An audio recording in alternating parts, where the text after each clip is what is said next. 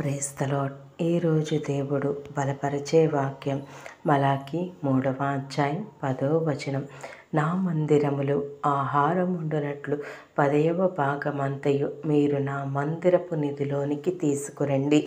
దీన్ని చేసి మీరు నన్ను శోధించిన ఎడల నేను ఆకాశపు వాకెండ్లను విప్పి పట్టజాలనంత విస్తారముగా దీవెనలు కుమ్మరించదనని సైన్యములకు అధిపతియగు యెహోవా సెలవిచ్చుచున్నాడు. అవునండి, దేవుడి దినము మనతో మాట్లాడుచున్న మాట విస్తారమైన, అవునండి, పట్టజాలనంత విస్తారముగా దీవెనలు కుమ్మరిస్తానని సైన్యములకు అధిపతి యెహోవా సెలవిచ్చుచున్నాడు.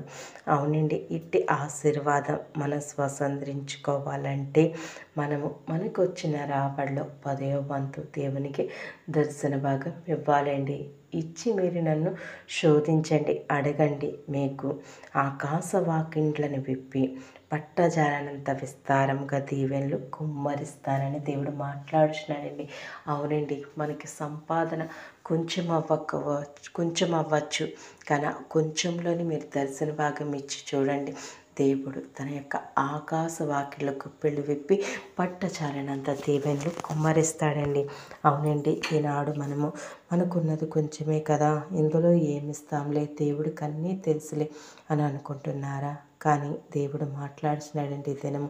కానీ మన యొక్క రాబడిలో 10వ భాగం ఇస్తే కనుక దేవుడు తన యొక్క ఆకాశ వాకిళ్ళు కుప్పిళ్ళు విప్పి పట్టజాలనంత దీవెనలు కుమ్మరిస్తాడు. అట్టి ఆశీర్వాదం మనం స్వతంత్రించుకోవాలంటే మనం చేయవలసింది మనకున్న రాబడిలో 10వ వంతు దేవునికి ఇచ్చి దేవుడి ఆశీర్వాదాన్ని మనం స్వతంత్రించుకుందాం. దేవుని ఆజ్ఞను మనం కైకొందాం. దేవుడి వాక్యము దీవించును గాక. ఆమేన్. దేవా యేసయ్యా, నీకే స్తుతులు స్తోత్రాలయ్యా. అవును తండ్రి, నూతన సంవత్సరంలో నువ్వు మొదటిగా మాతో మాట్లాడిన మాట, అవును తండ్రి ప్రభువా, నీకే స్తుతులు స్తోత్రాలయ్యా. వందనాలు ప్రభు, వందనములు తండ్రి. యేసు రాజా, నీకే స్తుతులు స్తోత్రాలయ్యా. నాయన పట్టజాలనంత విస్తారముగా దీవెనలు కురిపిస్తానని మాతో మాట్లాడి ఉన్నావు తండ్రి. నీవి యొక్క ఆకాశ గుప్పలను విప్పుతానని అంటున్నావు కదా ప్రభు. మా యొక్క దర్శన భాగంలో 10వ వంతు ఇమ్మంటున్నావు కదా ప్రభు. ఇచ్చి మీరు నన్ను శోధించండి, మీకు నేను తండ్రి ప్రభువా నన్ను ఆకాశ గుప్పలను విప్పి పట్టజాలనంత విస్తారంగా దీవెనలు కుమ్మరిస్తానని దేవు.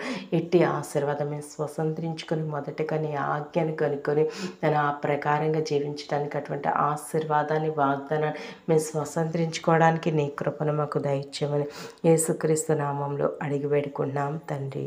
ఆమేన్.